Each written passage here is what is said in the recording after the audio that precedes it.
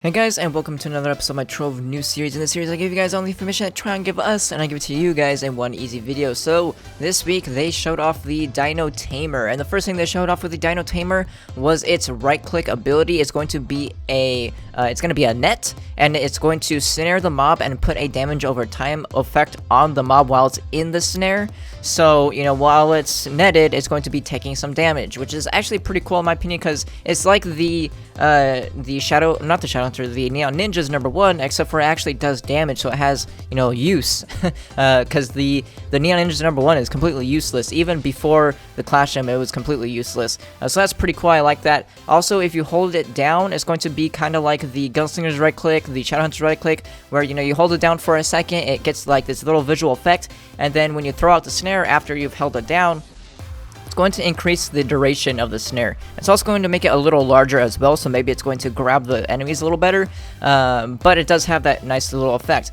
Next up is its #1. Its #1 is going to summon a random dinosaur, and from what I see, it looks like it's a 20-second cooldown.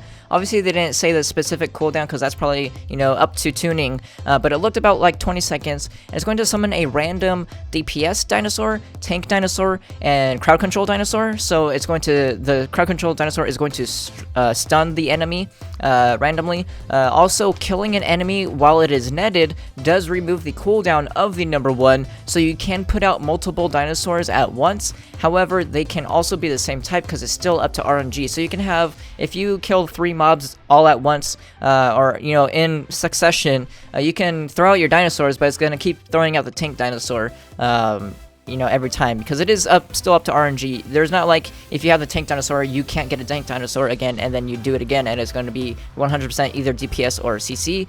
It's still random. And then finally, its ultimate is basically the mounted combat. So, what we heard when Mantle Power was first announced back in like December, and they were showing off the Knight's Clash Gem, or at least mentioning its ability, and they said they wanted it to be like mounted combat. That was an idea. It looks like they took that idea, because obviously the Knight didn't get that. They took that idea and they applied it to the Dino Tamer.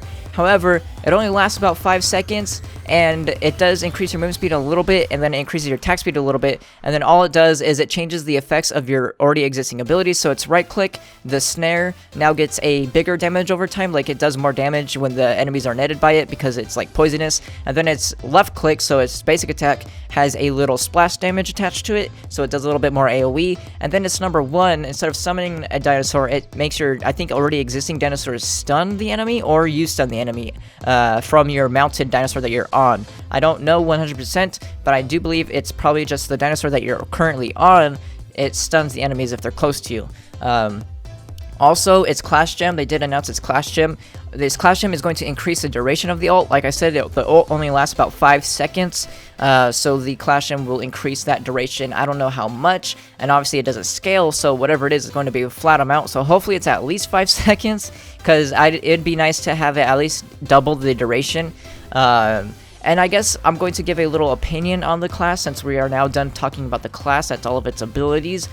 In my opinion, again, opinion right now, so take of it as you will. This is nothing like factual, it's just what I think. In my opinion, it's a little basic of a class. Its Clash Gem definitely is like the most basic Clash Gem that they have ever announced. Even the Tomb Raider's Clash Gem at least adds a minion to it, like it adds something. This Clash Gem doesn't add anything. It doesn't change the class up at all. It only increases the duration of its ultimate, which could be powerful. Its ultimate could be powerful. I don't know, the scaling and all that, the coefficients of its abilities. But in terms of just like the Clash Gem ability, it's the first Clash Gem that doesn't actually do anything to the class, which is kind of disappointing in my opinion. Also, the class itself seems very, very, very basic in my opinion as well. It seems like just a dumbed down Boomeranger, or I guess the Boomeranger is a little dumbed down too. It seems just like a ranged version of the Boomeranger. It's a support only. It's not really going to be used for dungeon farming. There's going to be better classes to dungeon farm in its place. It's going to be strictly like Shadow Towers, and even then, it would be very, very annoying to use in speedrunning, because you would have to keep throwing out your minion, waiting 20. I don't know how you would be able to use it in speedrun, in my opinion, because the only way to get your #1 back is to kill an enemy with the net applied to it. So I don't know how that's gonna work. I don't think it's actually going to be used in speedruns, to be honest, because it seems just like a dumbed down version of Boom Ranger, and Boom Rangers are barely used at all. But if a Boom Ranger is used, it's because of its ultimate can give cooldown reduction. So I don't really see its place in the game either. Again, this is an opinion. I don't know. It's not out yet, so my opinion will obviously change when I actually get to play the class and all that, and I'll have a better understanding of it then. This is just what we see right now. Obviously, that's also up to change. They can change the class up as well once it gets to PTS and all that. So, again, this is just a flat first impressions, I guess you could say, opinion. Nothing official, nothing concrete. I want to make sure you guys know that. So next up, they showed off its costumes. We're not going to go over the level 10 and 20 costume. We're just going to go over the pack costumes, the ones that will be coming in the $30 pack that they always release with a new class. So its first costume is like a biker themed costume. I don't remember the names of them, but I did write down like the theme of them that they mentioned. The next one is a camo themed costume, and then its final one is a golden themed costume, kind of like the pirate captains. So next up, they did talk about they did show off the new biome. Obviously, you've been seeing that this entire time.